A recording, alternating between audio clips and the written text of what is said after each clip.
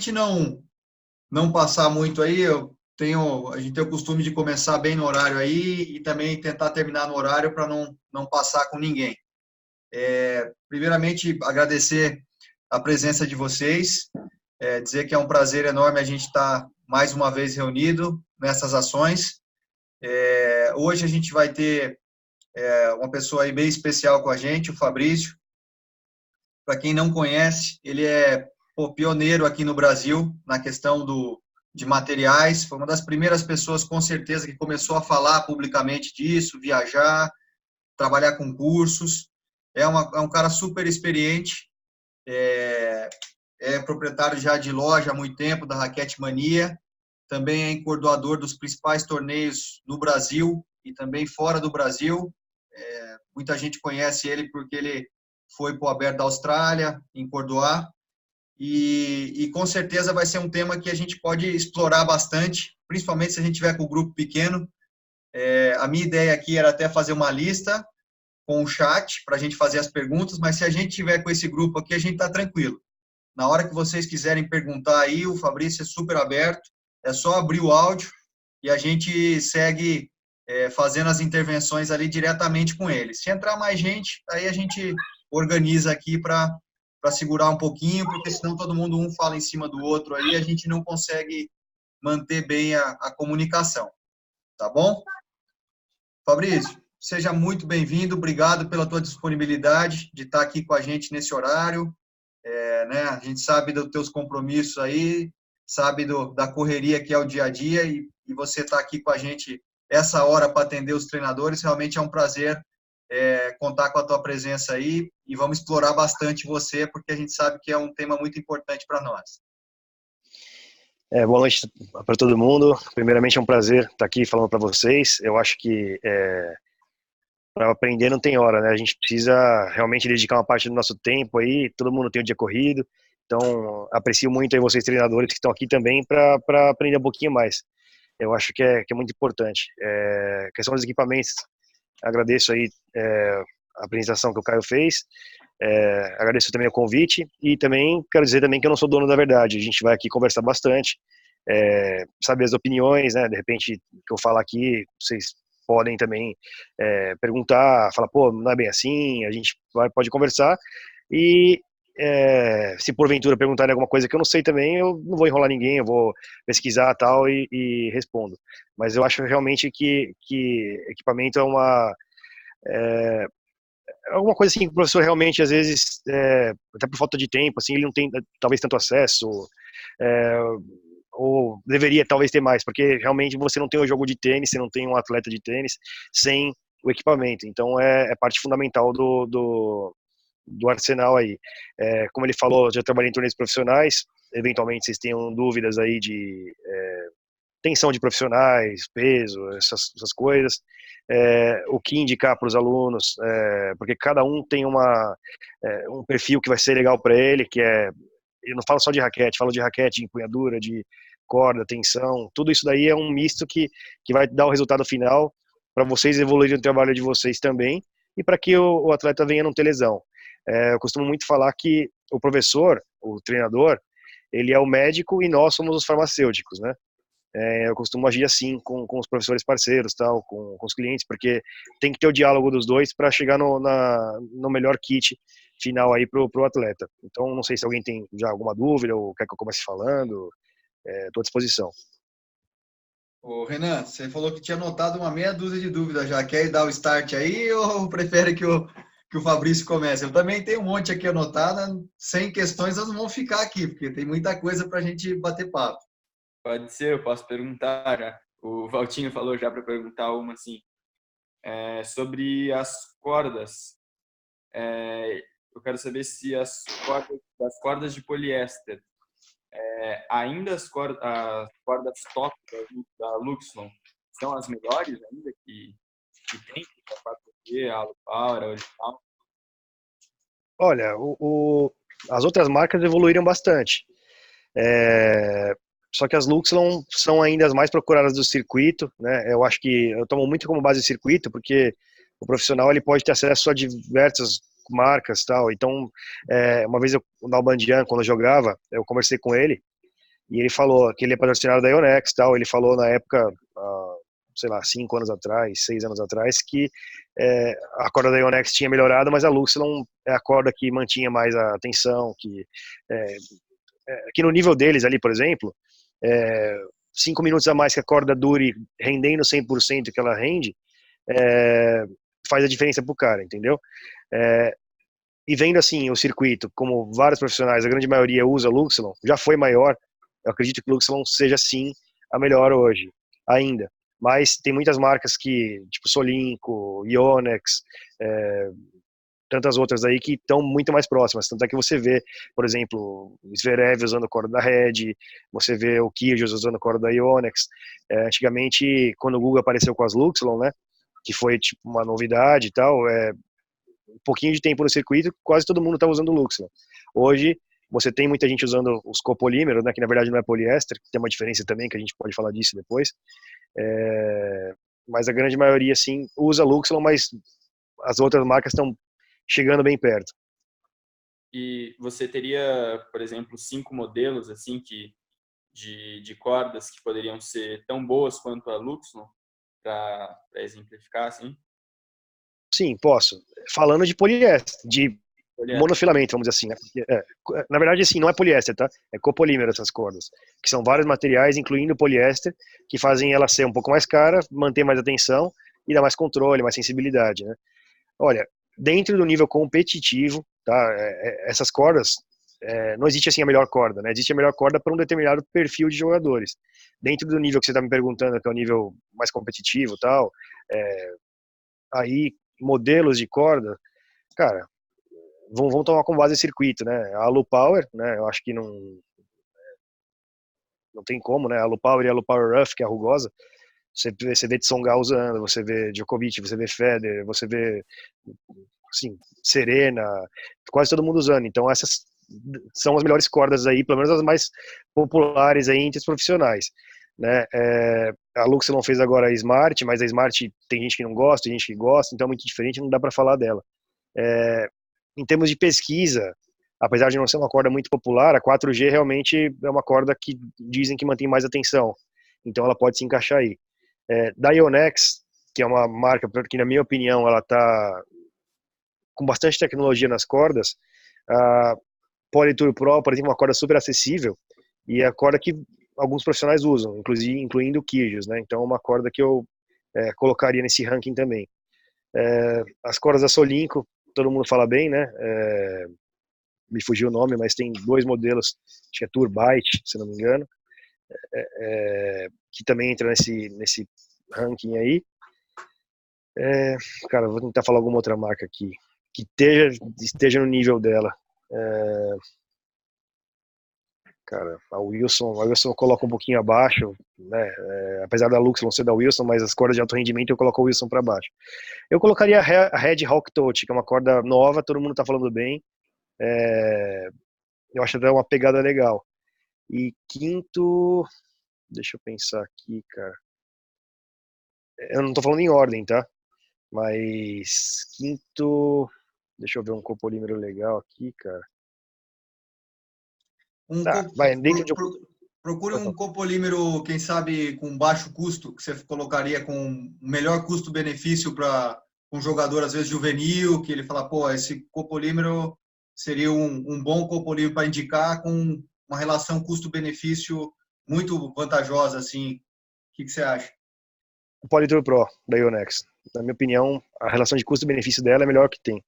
É uma corda que você vê profissionais usando, porque quando a corda é simples, você não vê nenhum usando. A Polytour Pro, ela realmente você vê profissionais usando e ela tem um custo super baixo pela qualidade que ela dá. Então eu colocaria ela e colocaria, dentro da Luxilon, a Adrenaline, que ela é mais cara do que a Polytour Pro, mas é uma corda legal também. Se vocês lembrarem de alguma, me perguntam, fala, o que você acha dessa aqui? Porque aí eu consigo falar, porque tem cordas da Kirschwald também que são boas, apesar de eu achar que, tecnologicamente falando, essas marcas que eu citei antes estão melhores. A Gama tem cordas super boas, a Gama tem uma corda chamada Moto, que é super legal, mas ela tem quinas, tem gente que não gosta. No nível competitivo, eu não conheço ninguém que usa, mas é uma corda legal também. Legal. Aproveitando para falar um pouquinho de corda, Fabrício. Será que eu respondi a pergunta dele? Respondeu perfeitamente. Será que Tô vendo ele aqui, ele já anotou será tudo que aí. será que ele quer falar de alguma que eu não falei, de repente? Ou tá tudo ok? Ficou alguma dúvida, alguma questão ou não em relação a isso? Não, mas aqui você falou da Turbite, também está mais ou menos no mesmo nível. A Turbite e quais da Kirschbaum também que você falou que você acha que é de um nível bom, mas nenhum profissional você falou que usa muito, né? São poucos profissionais que as usam, né? A Solinco tem uma que chama Hyper G também, não tem? Que essa corda também é excelente. Essas duas cordas são muito boas. Cara, da Kirschbaum, acho que a que mais falam é a Proline, né? Que vocês vê que tá no mercado faz tempo, tudo, mas eu particularmente acho uma corda meio desconfortável, né? Se você compara, por exemplo, com a Polytour Pro é muito mais macia. Tem gente que vai gostar dela por causa disso e gente que não vai gostar por causa disso, né? Mas aqui também tem outras cordas mais novas, assim, que estão no nível dessas daí. Eu não vou poder aqui, tem cordas legais. Você tá usando uma Kirschbaum? Eu tô usando a Proline é famosa. Eu achei que ela perde atenção um pouco rápido, não sei. Eu acho que ela resseca muito rápido. É uma opinião pessoal minha pelo tato da corda, assim. Eu acho que essas cordas mais novas, eu vou lembrando também com o tempo, elas estão sendo mais macias e mantendo um pouquinho mais de tensão. A Proline eu acho que ela tá muito igual faz muito tempo, eu acho. Na minha opinião pessoal, tá? Não é uma verdade absoluta. Sim, sim. Legal.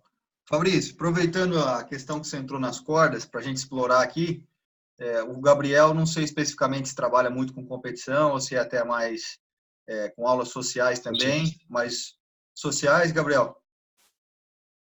Eu tenho começado um projeto com infantil, alunos de Legal. 11 a 12 anos. Legal. Eu sei que o Renato e o Gislon trabalham muito com aula social. Eu queria que você explorasse um pouquinho a questão das cordas, falasse um pouquinho dos impactos da espessura mais fina, da espessura mais grossa, e também da questão da tensão e dos materiais para os amadores. Acho que é uma questão que sempre chega um aluno lá, pô, quero jogar com a Lu Power. Beleza, mas ele está começando agora. Será que é a melhor opção para ele? Então, explorar um pouquinho isso, porque os maiores consumidores são justamente esses alunos amadores, né? E muitas vezes eles se espelham simplesmente nos profissionais e a gente sabe que nem sempre esse é o melhor material para eles. Muito provavelmente o material profissional vai ser horrível para o amador, né? Muito provavelmente. Eu acho que o cara, até expandindo um pouquinho esse tema, antigamente a raquete do Guga, do Agassi, do Sampras, só tinham aquele modelo, aquele peso. E os caras compravam e ferravam o braço inteiro. Hoje, você tem a raquete do Federer, do Djokovic, em vários pesos.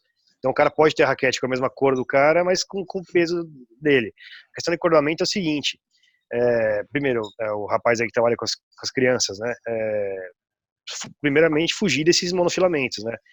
Monofilamento é indicado para quem arrebenta mais corda, precisa de mais firmeza, não é o caso deles, né? Porque realmente não tem como, ele vai transmitir mais vibrações, né? Alguns mais, outros menos, mas vai transmitir mais do que uma corda multifilamento, uma sintética ou até uma híbrida, né? Que é um negócio legal. Eu acho que é fundamental para o treinador manter um diálogo com algum encordador de confiança, né? Porque o treinador, ele muitas vezes não vai ter toda a informação na mão dele. Eu acho que é legal ele falar com um encordador de confiança, algum encordador bom, até deixa um e-mail aqui pro pessoal, para ele falar, ó, eu tenho um aluno assim, assim, assado, o que você recomenda para ele? Porque não tem uma verdade absoluta em cordas também, depende em que raquete que ela vai, porque depende da cabeça, depende da trama de cordas, que é o número de cordas, isso é super importante e quase ninguém sabe, né? Você colocar uma corda grossa numa raquete com muita corda, 18 por 20, é um crime praticamente, né? Você tem que colocar uma corda mais fina, teoricamente, né? Depende para quem vai. Para esse pessoal social, também tem a questão de jogabilidade, porque também não adianta o cara colocar um kit que fique super confortável, mas que seja horrível pro jogo dele. Então tem essa equação também, né?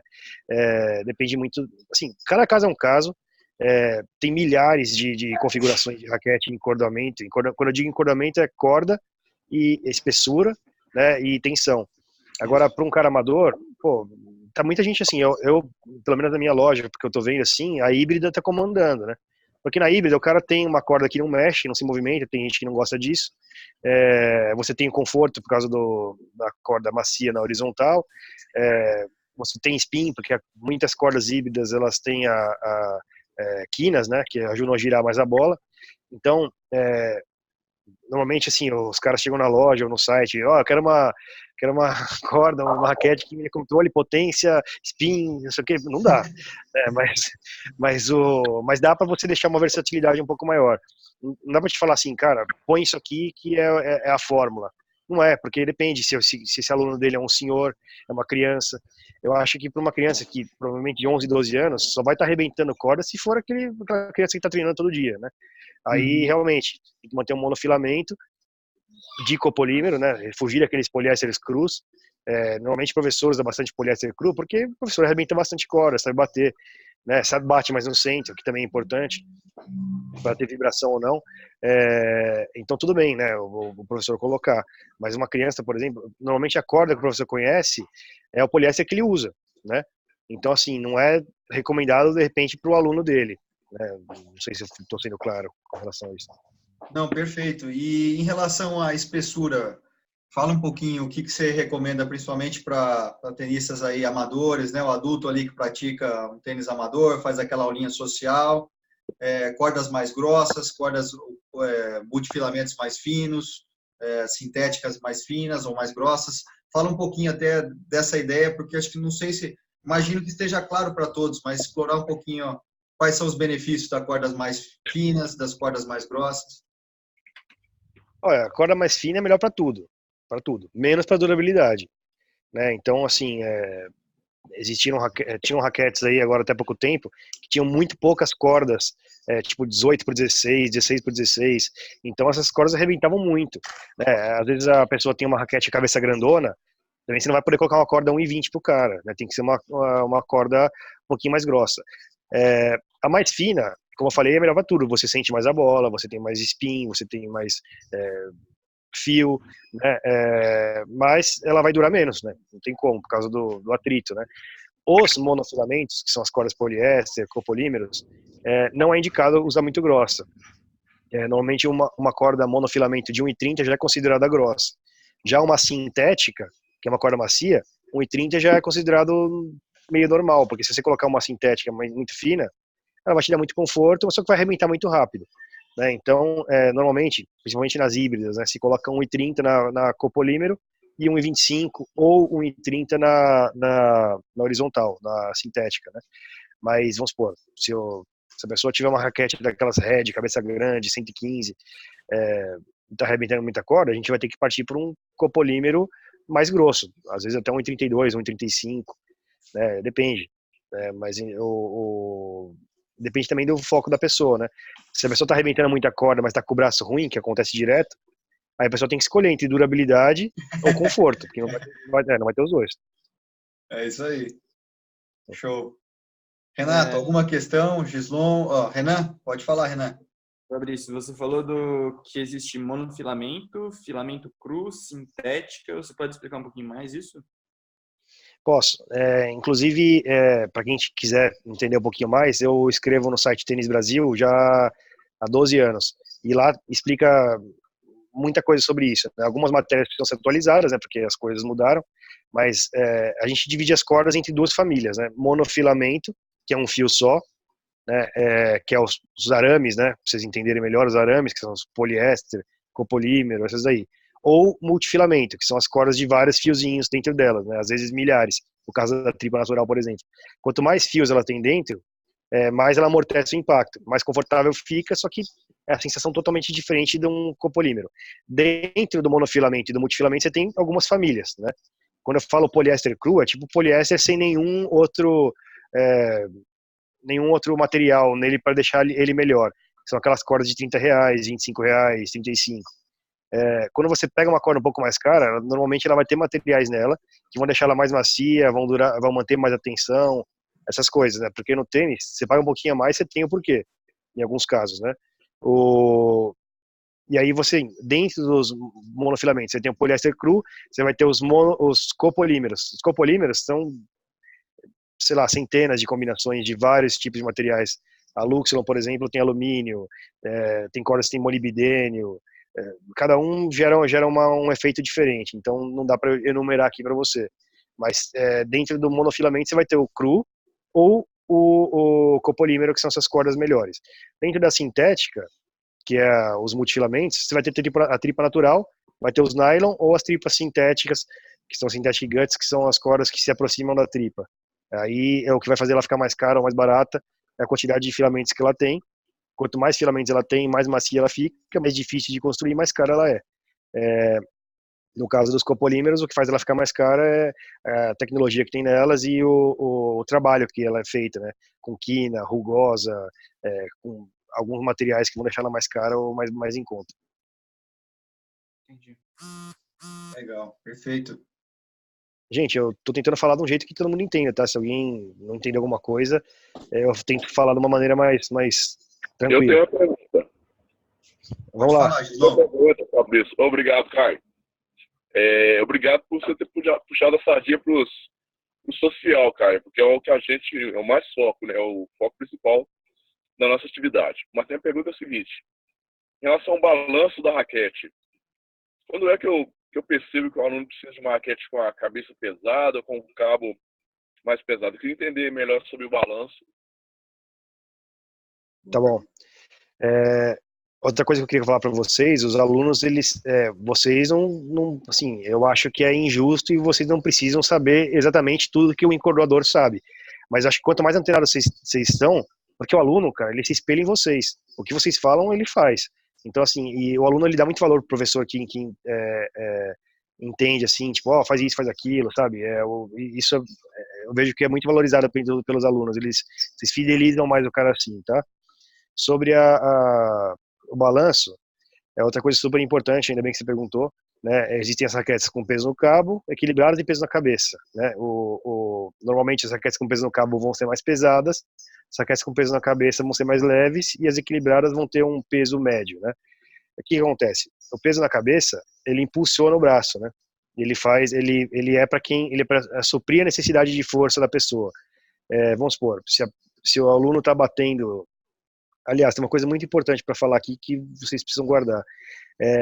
A gente conseguir interpretar o que o aluno está falando é muito importante. Porque às vezes o cara fala assim, eu quero que a bola ande mais. Tem dois jeitos da bola andar mais com o equipamento. Ou o cara está precisando que a bola passe da rede e chegue no fundo com maior facilidade e menos esforço. Ou ele está precisando bater e colocar peso de bola. Então são duas coisas diferentes. Vamos supor, tem gente que bate forte, mas tá com uma raquete leve, então a bola não vai, entendeu? Então esse cara tá precisando de mais peso. Se ele tem um movimento um pouquinho mais completo, e você vê que o cara tá fazendo esforço, tá batendo, a bola tá no T toda hora, esse cara precisa de mais peso, provavelmente. Às vezes nem precisa de muito. Hoje em dia tem muita gente especializada que consegue colocar umas graminhas de peso no lugar certo para conseguir afundar mais a bola. É super importante. Agora também tem o lado da criança ou da pessoa que bate fraco. Essa pessoa que bate fraco, não adianta você colocar mais peso nela, porque senão ela vai ser um aluno a menos para você. Se você entender que a pessoa faz um movimento assim, ela não bate forte, essa pessoa vai precisar de mais peso na cabeça. Porque o peso na cabeça, ele vai impulsionar o braço da pessoa no saque, na batida, para afundar a bola com menos esforço. Mas não vai ser uma bola pesada.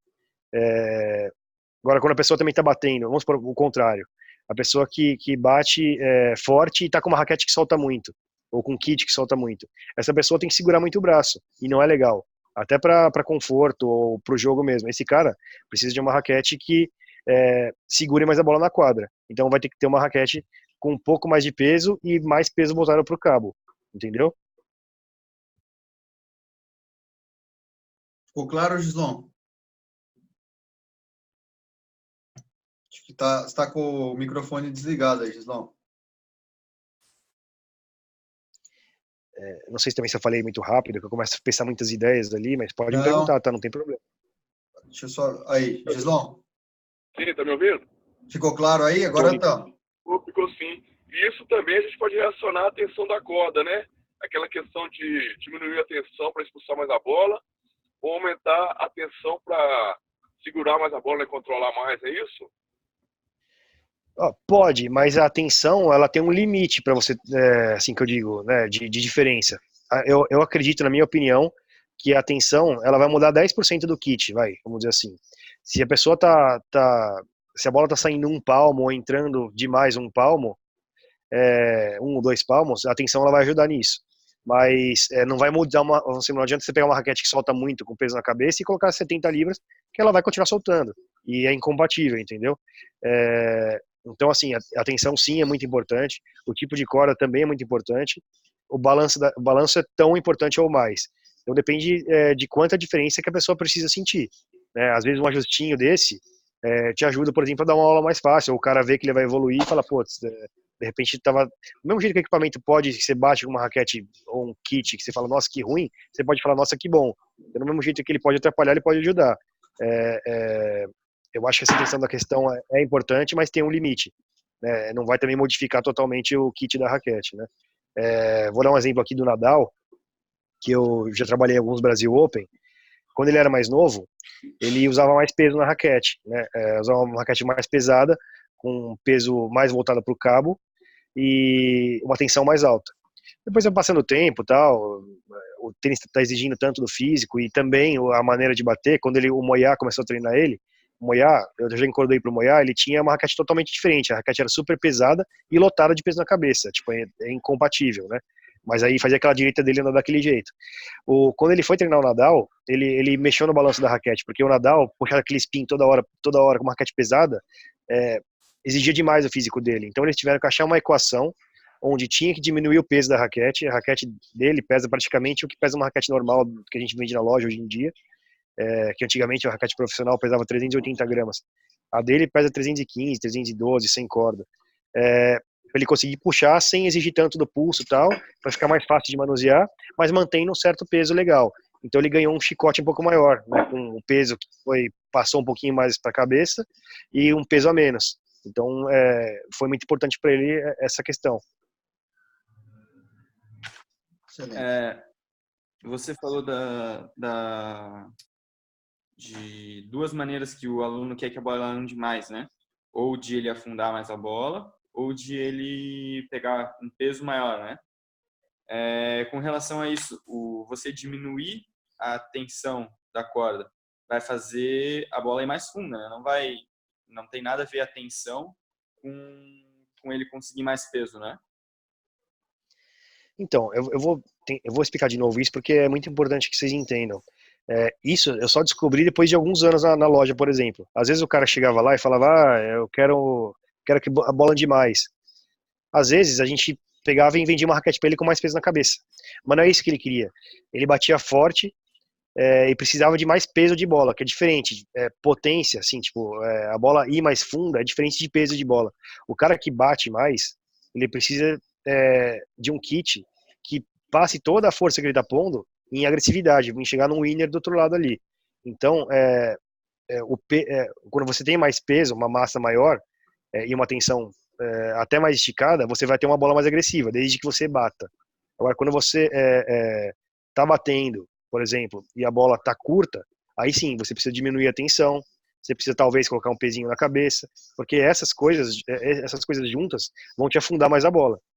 Só que assim, às vezes, é isso que eu entendi, que vocês entendessem. Às vezes o cara já tá batendo forte, a bola tá funda, só que ele quer uma bola mais pesada. Aí ele precisa de peso, de bola. Então ele precisa aumentar um pouquinho mais a tensão, ele precisa ter mais peso da raquete distribuído de uma maneira que não mexa no balanço da raquete, ou não pese mais para a cabeça, senão a bola vai sair toda hora. Deu pra entender? Sim. Deu. Entrando um pouquinho... Desculpa, tá? Só para terminar. Pro cara que tá batendo e a bola tá ficando curta, sim, você tem que diminuir a tensão dele. Aí isso vai fazer a bola afundar um pouquinho mais. Beleza. Entrando um pouquinho nessa questão, Fabrício, aproveitando que você falou até do exemplo do Nadal, e aí me veio a questão do Federer também, que mudou o tamanho da cabeça da raquete ao longo dos anos. Fala um pouquinho para a gente, por favor, sobre a influência do tamanho da cabeça da raquete para o jogo e do perfil do aro também, que é uma coisa que volta e meia também a gente busca a raquete do profissional com aquele perfil de aro mais fininho, e a gente tem aquele aluno amador, e a gente sabe que isso aí tem alguns impactos que nem sempre são positivos, né? Queria que você explorasse um pouquinho essa questão, essas duas questões, por favor. Bom, primeiro assim que eu já vi, por exemplo, um cara mais velho que eu achei que nunca ia conseguir jogar com uma cabeça 90, o cara joga e gostou. Ficou com ela. Mas assim, é fora do padrão, não é, o cara realmente conseguiu manter durante uns anos ali, depois trocou, não teve dor, não sei se começou a ter, depois mudou, mas assim, falando assim, não tem assim, tipo, uma fórmula, né, realmente, que você tem que realmente ver como que a pessoa tá e ver as prioridades dela, né, como que tá, o que ele mais precisa, o que mais quer. Com relação à cabeça, por exemplo, o Federer, por exemplo, foi super inteligente. Ele fez o que o Sampras declarou que deveria ter feito e nunca fez, que foi aumentar o tamanho da cabeça, mudar um pouco o equipamento. O Sampras era muito teimoso com essa questão de equipamento, né? Já o Federer, ele foi inteligente. Eu acho que um dos motivos dele conseguir ter esse sucesso dele com essa idade foi ter desapegado disso aí, porque o tênis mudou muito, né? Tanto para o amador quanto para o profissional. O tênis ele tá exigindo mais do físico, ele tá rápido. Então, assim, você não, hoje em dia, se eu pegar uma profissional, por exemplo, um cabeça 90, era comum antes, hoje em dia é praticamente impossível. Quase ninguém usa. Talvez o Dolgopolov hoje em dia, 90, 95, não sei. Mas hoje em dia, tanto é que a Red até fez um estudo, essa nova raquete do Zverev, ela tem uma área de batida maior, quer dizer, ela tem uma cabeça maior e uma área de batida maior, do meio para cima. Normalmente o centro era o centro mesmo. Hoje o centro é feito do meio para cima, com várias tecnologias que eles fazem. Essa raquete da Red foi feita há 18 meses. A equipe da Red, junto com o Zverev, para ele usar. O tênis hoje, você tem que ter um sweet spot maior, uma área de batida maior, porque você quase sempre vai chegar um pouco atrasado e você precisa que a raquete e a corda soltem a bola praticamente do mesmo jeito para o outro lado. Lógico, nunca vai dar a mesma firmeza, o mesmo controle que uma cabeça 90, mas ninguém precisa disso hoje. A pessoa precisa chegar meio atrasado e fazer a bola passar sem vibração, o que não existia antes. Hoje é possível. Né? Lógico que não estou falando para pegar na quina, mas em vez de uma área de batida assim, uma área de batida assim, vamos dizer. Formato... Fabrício, o tamanho da cabeça da raquete é um fator bem positivo nesse sentido, né? Ele realmente aumenta esse sweet spot, aí, principalmente para o tenista amador, né? Que precisa nem sempre ter um contato tão bom, né? Então, que tá, né? Depende do número de cordas que está nela. Por exemplo, você tem raquete 100 com corda 18x20 e raquete 100 16x19. A 16x19 vai aumentar mais ainda a área de batida, só que dá menos controle. Não é proibido um amador jogar com 18x20, mas ele tem que ter, não pode pegar também toda hora fora do centro, senão essa pessoa vai ter uma raquete totalmente incompatível para ele, né? Também não sou favorável que o amador use cabeças grandes, mesmo porque o nosso mercado hoje, ele em comparação aos Estados Unidos e Europa, por exemplo, tem cabeças menores, né? As raquetes para amadores nos Estados Unidos, se pegar entre as 10 primeiras, 4 vão ser oversize. Eu acho que aqui é diferente, não estou falando que é errado. Eu acho que uma raquete tipo Pure Drive, sei lá, Extreme da Red, Wilson Ultra, Clash, também que é uma raquete super legal, são raquetes que elas dão um pouco de tudo. Tem uma cabeça que é legal, que na minha opinião é 100, 98, para o amador é muito legal, não é uma regra, mas eu acho que é bom ficar nesse 97 talvez, para o cara que bate um pouquinho mais. E a questão do formato, sim, os formatos mais quadradinhos, né, eles dão aquela sensação de mais dureza, né, mais controle e menos conforto. Hoje em dia também está muito raro raquetes assim mais quadradinhas, ainda tem uma ou outra, mas mesmo no circuito, tipo aquelas Red Prestige, que eram mais quadradinhas e tal, praticamente ninguém mais usa, né? Hoje a raquete tem que ter uma versatilidade maior, tanto para o amador quanto para o profissional. Fabrício, aqui é o Renato. Pegando um gancho nesse assunto, essa Yonex, que tem um formato da cabeça um pouco mais diferenciado, ela realmente entrega essa questão do sweet spot um pouco mais amplo do que as demais outras em sua maioria? Sim, com certeza. Esse formato chama isométrico, ele é feito por eles. A Yonex, ela meio que entrou na moda, né? Ninguém usava Yonex antes, né? Mas se você pegar também até os caras do circuito, eles estão tendo um sucesso até maior do que você imaginava, né? Sim, o formato quadrado ele aumenta mais, porque geometricamente falando, quando você tem um formato um pouco mais quadrado, você expande um pouco a área de batida, né? Quando você tem um formato mais redondo,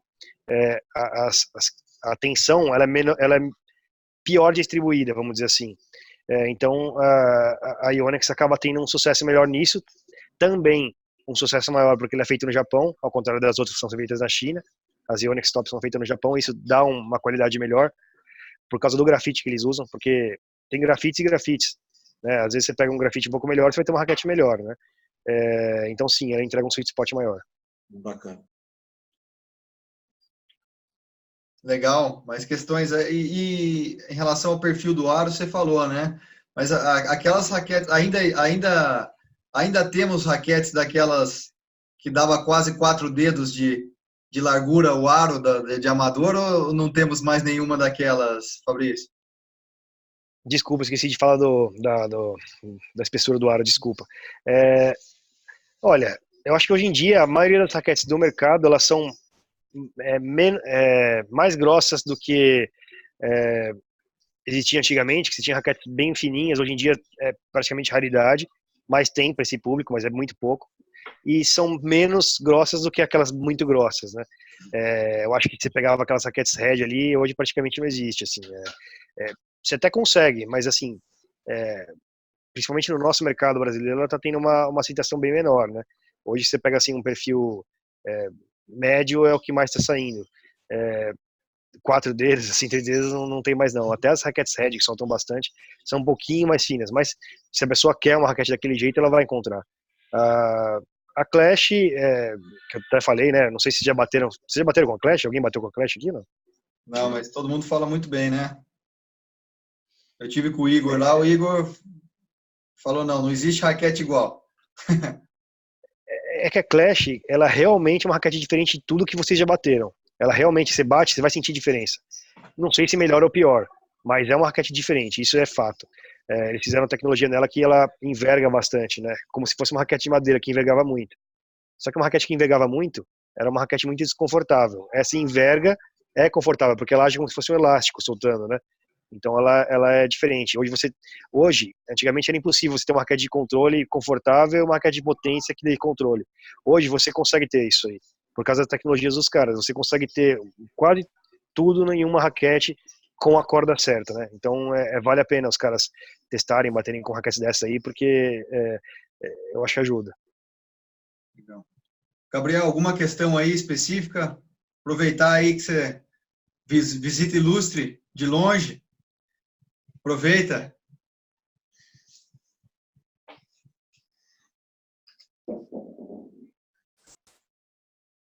Eu tô ouvindo. Não, tô só acompanhando aqui, cara. Tô anotando um monte de coisa aqui, ó. Não, fica tranquilo aí, mas tem alguma questão, alguma dúvida que você tem aí? Que gostaria Não, por de enquanto explorar? não. Algum Não? de vocês tem dor algum de vocês tem dor no braço? Algum de vocês tem algum desconforto? Cotovelo. Vocês têm? Vocês têm dor no cotovelo? Tem. Faz tempo? De umas 3 semanas para cá que está um pouco mais acentuado, assim. Você tá onde? Você tá em Minas? Não, em BH. Tá muito frio? Não, agora está a média de 20 a 30, né? E você sabe por que você tá com essa dor? Tipo, Então, dúvida cruel, né? Desde talvez alguma técnica inapropriada, a gente vai experimentando outras cordas também, acaba que bate um pouquinho com outras raquetes. Então, acho que pode ser talvez um pouquinho de cada coisa, assim. você tá dando muita aula? Sim, aumentei o volume e a intensidade. O que você tá usando de equipamento? Eu tô com a Speed nova e corda tá bem variável. Eu tô com algumas 3 aqui em casa, então tem a Luxlon, que estou gostando bastante. Mas acho que pode estar muito relacionado à parte da intensidade, que você comentou aí também, como aumentei mais a questão de aula, acho que está mais com relação a isso. Eu acho que tanto vocês quanto os alunos, sempre que alguém tiver uma dor, vocês têm que tentar entender o que foi feito de diferente nos últimos tempos. Você pode ter certeza que a intensidade tá exigindo mais de você, né? Sim. Talvez se você tiver com essa dor, porque assim, não dá para ninguém ter a dor e ignorar e continuar fazendo tudo que você está fazendo. Porque se você mantém o mesmo, tudo igual, a sua dor vai ficar de igual para maior. Então, Outra assim, causa, né? talvez você tenha que, sei lá, diminuir um pouco a tensão, tentar colocar uma híbrida, Você tá com tênis elbow? Tênis elbow que você dá? É, exato. Você tentou dar uma melhorada, assim, melhorar que eu digo, tipo, não no nível do equipamento que tá excelente, mas, tipo, nessa questão de conforto do equipamento, você tentou ou você não mexeu em nada por enquanto? Não, é aquilo, né? Que às vezes a gente sempre pensa, na maioria das vezes, em baixar a tensão. Então já estava colocando 48 e perdendo o controle também, e tentando fazer uma fisioterapia com gelo, alongamento, fortalecimento, massagem, etc. Então, tentando um pouco de tudo também. Mas tá melhorando ou tá piorando? Tá igual, melhorando pouca coisa. Se fosse você, eu tentaria mexer um pouquinho. Qualquer coisa que você fizer a mais vai te ajudar. Mesmo que não seja o melhor possível pro seu jogo, mas melhor a gente ficar sem dor do que... Isso também é uma batalha que tem que ter com os alunos. Às vezes o cara... Eu sempre falo pro cara, olha, o que você precisa agora é isso. Talvez não seja o melhor pro seu jogo, mas vai ser o melhor pro seu braço, porque também não adianta você não jogar, né? Sim. Então, de repente, tenta, cara, colocar... Não quer diminuir a tensão? Faz uma híbrida, que você já vai ter o conforto a mais. Porque a tensão, ela não tá totalmente relacionada ao tênis elbow por causa da questão da vibração, né? Que é o que mais causa o tênis elbow. Eu acho que se você coloca uma híbrida, você vai ter metade da vibração que vinha pro seu braço. Então talvez seja uma boa você pensar nisso aí. Boa. E melhoras. Valeu. Bom, Fabrício, aproveitando a deixa aí, explora um pouquinho a questão do antivibrador para nós. Usar, não usar, o que realmente afeta, quando, como, se vale a pena, quando que vale a pena. Caio, Olha, eu posso só fazer uma pergunta sobre a Clash que ele tinha falado ali? Antes de Pode. você... Você falou da Clash, que está sendo bem vendida aqui no Brasil também, mas tem bastante profissional que joga com ela ou não? Ou não é uma raquete para um nível mais elevado de transição, de profissional? eu acho que não tem nenhum profissional, assim. A Clash é um fenômeno, porque ela não tá na mão de ninguém. Talvez acho que tem uma mulher, que se eu não me engano, posso estar enganado. Mas assim, não tem nenhum cara no encarte dela de algum profissional. Ela é uma raquete que ela foi feita um super marketing em cima dela, as pessoas tiveram muita curiosidade de testar, e quando testaram, viram que ela é diferente, porque tem muita raquete que você bate e não sente nada. Mas eu vou contar uma coisa para vocês também, tá? Para vocês saberem. As raquetes, muita raquete, ela muda só a cor, né? Elas não mudam, algumas mudam uma tecnologia ou outra, outras não mudam nada. Só que as raquetes, assim como os antivibradores, que a gente vai comentar daqui a pouco, a corda, qualquer item para tênis tem validade. A raquete não é diferente. Se você pega uma raquete igual a que você tem, sei lá, você usa 2, 3 anos encordoando, batendo, usando, se você pegasse uma igual a sua, igualzinha, zerada e encordoasse, você ia sentir ela melhor. Por isso que quando a pessoa testa uma raquete nova, ela em geral gosta, porque a raquete nova tá melhor. O fato de você encordoar, a raquete não é descartável, né? Mas passa um tempo, ela fica diferente. Por isso que os profissionais usam, sei lá, acho que o Federer, se eu não me engano, tem 90 raquetes por ano. Se eu não me engano, tá? Eu não sei se 60, 90, não sei. Mas um profissional, ele tem vai viajar com 8, 10 raquetes. No nosso nível amador, não, né? Mas quando você mantém uma raquete, sei lá, 2 anos usando, e você bate com uma nova, você vê que ela tá melhor. No caso da Clash, além de ser uma raquete nova, é uma raquete diferente de fato. Então, quando a pessoa bate, ela gosta por causa disso. Quem gosta de mais firmeza, uma raquete mais da velha guarda, vamos dizer assim, não vai gostar da Clash. Mas o resto do pessoal que bater vai sentir diferença. E só mais uma coisa. Ele comentou ali que ele dá bastante aula social e tal. Quando tá batendo bola com os alunos, quando principalmente dá bastante aula, qual que é uma raquete boa para se dar aula, para não perder o controle e também para não entrar naquilo que ele falou de acabar dando bastante aula e acabar podendo lesionar o cotovelo ou o ombro? Eu acho que um professor, sei lá, a grande maioria ou todos os professores têm nível para usar raquete de 315, 320 gramas. Mas, para dar aula, eu sinceramente não recomendo. Eu acho que se o professor puder manter uma raquete aí de 290, 300, eu acho que tá legal, porque, querendo ou não, vocês ficam, sei lá, 8, 10 horas na quadra, sabe? Não é brincadeira. Então, assim, provavelmente não vai ser a raquete que você usaria para jogar competitivo com alguém. Mas você tem que pensar no longo prazo, né? Eu acho que é a profissão de todo mundo, sabe? Eu acho que eu vejo assim, professor assim, mais molecão, assim, tipo, usando raquete pesadona, dura, mas não é um negócio legal pro longo prazo não, assim, sabe? Eu acho que se você puder, lógico, atenção, quanto menos puder usar, melhor, pensando no conforto, na longevidade. Mas eu acho que, sei lá, se você pega aí uma raquetinha de 300 gramas, 290, com copolímero, na faixa de 50, 52, você vai tá com uma boa firmeza e sem ser muito exigente pro braço. Entendi, obrigado. Antivibrador? Posso falar? Pode, claro. Tá. Antivibrador é o seguinte, faz diferença, com certeza absoluta, senão você não teria alguns profissionais usando e outros não. É mais uma questão pessoal do que uma verdade absoluta. Eu acho que, primeiro, o som da batida muda muito e o fio também. Tem gente que adora e tem gente que odeia. Você pega o Federer, o Nadal, o Djokovic, os três usam. Agora você pega vários outros, não usam. Eu particularmente, por exemplo, não tô nem um centésimo do nível deles, mas assim, eu não gosto do som do antivibrador, eu prefiro sem, gosto de sentir o som da batida, então gosto de não usar. Mas, assim, não é isso que vai te causar dor no braço ou não. Vai fazer sim a corda vibrar um pouco menos, a vibração que desce pro braço é a vibração da corda e da raquete, mais da raquete. Então, assim, você tem uma série de coisas, né? Tem gente, por exemplo, que não usa o cushion, usa 2 overs. O cushion, ele é mais fofinho, ele absorve mais a vibração também. O antivibrador, a primeira coisa que ele vai afetar é o som e a sensibilidade.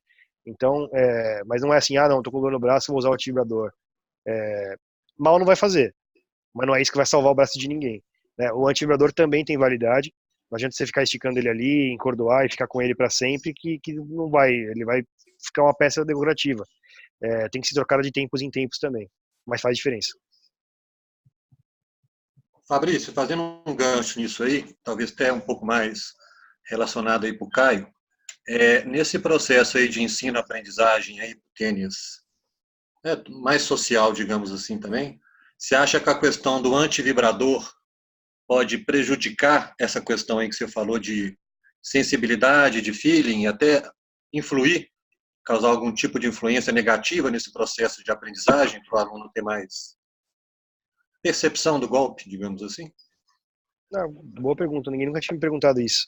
Eu acho que não, viu? Eu acho que não, porque isso não vai fazer ele errar ou acertar mais ou menos. Tira um pouco o som da batida, sim, mas o aluno que está começando, ele não seguia muito por isso, né? Então é mais uma questão de movimento dele. Eu acho que quando o aluno já passou, já não é mais iniciante, ele tem a percepção de poder preferir um som com ou sem antivibrador, mas prejudicar em termos de melhorar ou piorar, eu sinceramente acho que não, mas foi uma boa pergunta. Gislon, você tinha Eu feito tenho uma pergunta. Perfeito, eu lembro que você tinha Isso. ficado verdinho aí a hora que eu fui falar. Não, obrigado, Caio. É o seguinte, porque tem algumas raquetes que passam de herança de irmão para irmão.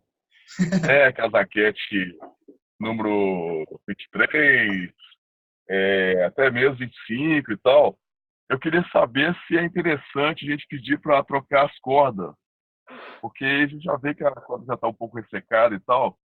Eu tinha o conhecimento, quer dizer, eu aprendi que a gente deve trocar as cordas, né, no caso do amador, aquela pessoa da recreação, do lazer, deve trocar a corda com o máximo de 6 meses, entre 4 e 6 meses. Mas eu queria entender melhor sobre essa troca de corda e também em relação às raquetes infantis, a troca de corda para raquetes infantis. Então, aquilo que eu falei que a raquete tem validade e tal, ela entra na questão das raquetes boas de grafite adultas, tá? As de infantil, não, tá? Porque a de alumínio, em geral, quase todas elas são de alumínio, então elas não vão ter muito esse problema, mesmo porque criança encordoa muito menos, né? O que faz danificar mais a raquete, danificar entre aspas, é encordoar e o uso, né? As raquetes podem ser passadas sim de irmão para irmão, desde que elas não estejam deformadas, né? Porque as raquetes de alumínio deformam, isso não é legal. A questão de encordoamento, tecnicamente falando, não que a criança precise para ser melhor ou pior, É que assim, a corda, passa um tempo, ela fica morta na raquete, né, vamos dizer assim. A noite e dia, frio e calor, faz a corda expandir e retrair, né? Então é isso que faz a corda ressecar mais, ou vibrar mais e não oferecer tudo que ela pode.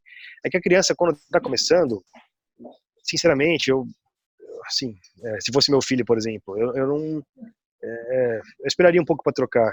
Quando a criança começa a ter o movimento, eu acho que é válido sim, porque vai vibrar um pouquinho menos, mas não é isso que vai fazer ela vibrar mais ou não, porque é de alumínio, e vai ter uma sensibilidade um pouco melhor.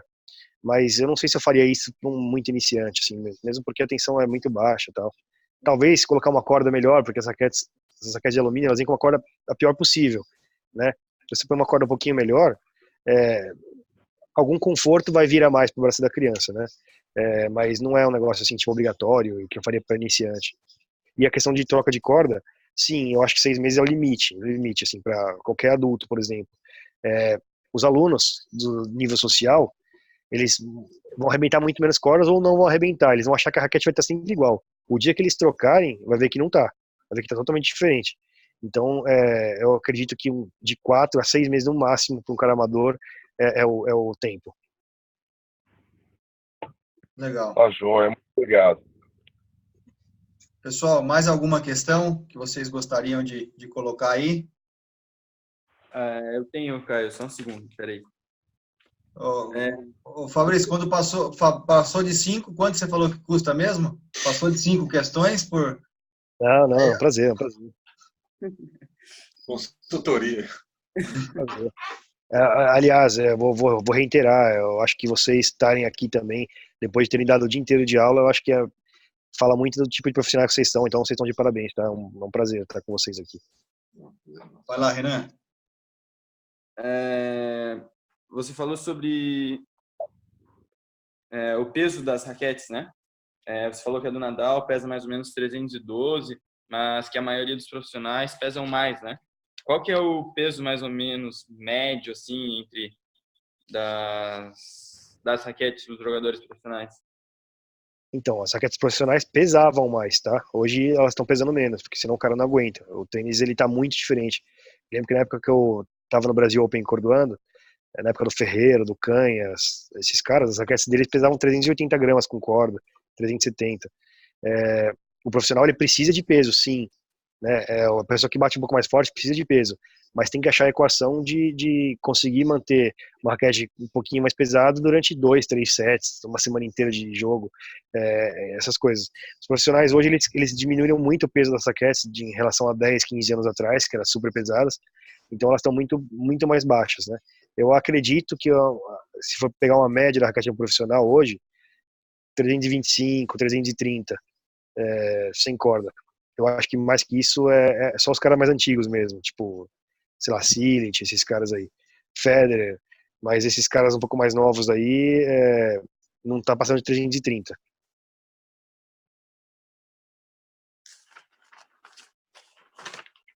Legal. Eu particularmente acho que para um nível competitivo hoje, sim, para nós, assim, ou para quem não é profissional mesmo, assim, eu acho que 315 se fosse para vocês, por exemplo, jogarem, eu acho que 315 é um peso muito legal, eu acho. Entendi. Show de bola. Pessoal, mais alguma questão que vocês gostariam de esclarecer aí com o Fabrício? Que nem o Renan falou aí, dentro desse mundo competitivo aí de alto nível, a respeito de curiosidades, tanto de gramatura aí de raquete, quanto cabeça e corda, mas alguns detalhes assim que o Fabrício poderia talvez falar para a gente, que ele conhece, que determinado atleta foge do padrão, outro muito abaixo, outro muito acima, que gira mais ou menos aí o médio, mais ou menos do material que o pessoal está utilizando hoje em dia, Fabrício, por favor. Então, antigamente, as raquetes dos profissionais eram realmente bem pesadas e com tensões muito altas, mas também, porque nessa época que eu estou falando, não existiam esses copolímeros, tipo Luxem, né? Então, os caras usavam a maioria deles tripa, e a tripa, no nível deles, tem que esticar mesmo, né? Tripa sintética, essas coisas, né? Você tem que esticar mais. E essas cordas, elas são mais duras de natureza, né? São cordas mais firmes de natureza, então não são necessárias usar tanta libra assim. Então isso foi um dos motivos para diminuir a tensão. Fora isso, essa questão do jogo aí tá muito rápido, o cara precisar achar a equação de, sei lá, ter uma raquete de controle, mas que solte. Então, isso também teve que diminuir a tensão, teve que colocar um pouquinho mais de peso para a cabeça, teve que aumentar mais a cabeça, né? Eu acho que o perfil dos profissionais hoje, eu acho que a grande maioria está entre 98 e 100, realmente, de cabeça, tá não menos que 310 gramas e não mais que 330, pensando na média, né? Mas você ainda encontra aí alguns caras de 340 para cima, né? Como eu te falei, os caras mais antigos. Eu não sei de precisar quantas raquetes eles estão usando, mas eu posso falar, por exemplo, o Karlovic. O Karlovic, a Red precisou fazer uma raquete para ele e colocou, sei lá, acho que, porque a raquete ela vem pronta, mas precisa colocar mais peso, né? Precisava colocar para ele, acho que 40, 50 gramas, e é muito. Não existe uma customização de 40, 50 gramas, né, no nosso nível, tal, 10 gramas. O que tiveram que colocar? Tiveram que abrir o cabo da raquete dele, colocar prego dentro, bem pesado, e silicone. E aí a raquete ficou pesada, ficou bem mais pesada. Só que aí você tá pegando caras assim, tipo, um pouco mais antigos. Esses caras mais novos não estão usando isso daí. Eu acho que a raquete da Venus e da Serena, por exemplo, elas realmente são grandes. A primeira coisa que eu fiz quando eu cheguei no Australian Open foi olhar a raquete dela. As duas usam 4,5, cara, que é uma bitela, com overgrip, usam tripa com pole com 65 libras, acho que 66 libras. Então, mas elas também aí são fora da curva, né? Bacana. Legal. Show. Pessoal, Gabriel, mais alguma questão?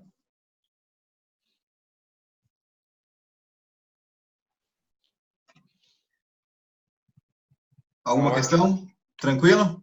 Não, tudo tranquilo. Pessoal, para não passar do horário, gostaria de agradecer muito o Fabrício por estar aqui conosco, por esclarecer todas as dúvidas.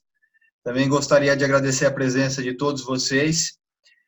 Se o Fabrício autorizar, a gente vai disponibilizar depois essa reunião também no nosso canal ali do YouTube, que a gente tem disparado como material da semana. E aí depois, se ele autorizar, eu também pego os contatos dele para a gente colocar ali e fazer com que isso chegue para muita gente. O que a gente conversou aqui hoje é do interesse, tenho certeza, de todos os treinadores, muitos não podem participar, e quando a gente compartilha por ali, eu tenho certeza que muita gente vai ter acesso a uma informação de muita qualidade. Fabrício, parabéns pelo seu trabalho, obrigado aí pela oportunidade, e dizer que as portas estão sempre abertas aí para o que a gente puder colaborar. A federação tem a revista dela também, é um espaço que você está à vontade aí para divulgar o teu trabalho e tudo aquilo que você achar que é importante, porque, como a gente falou, essa é uma informação aí fundamental para quem trabalha com a modalidade. Agradeço muito, muito mesmo a presença de todos, agradeço a oportunidade de estar aqui falando com vocês. Quero dizer também que, se julgar importante em nenhuma outra oportunidade me chamar, eu vou fazer o possível para estar aqui também, tá?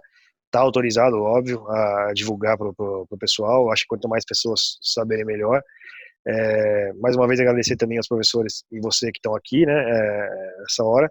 E sim, passando os contatos, eu até vou falar se alguém quiser anotar, meu e-mail é Fabrizio, com Z, tá? Depois ele vai escrever, Fabrizio, com Z, @raquetemania.com.br, raquetemania.com.br. Se alguém tiver alguma dúvida, vai ser um prazer ajudar. Então, obrigado.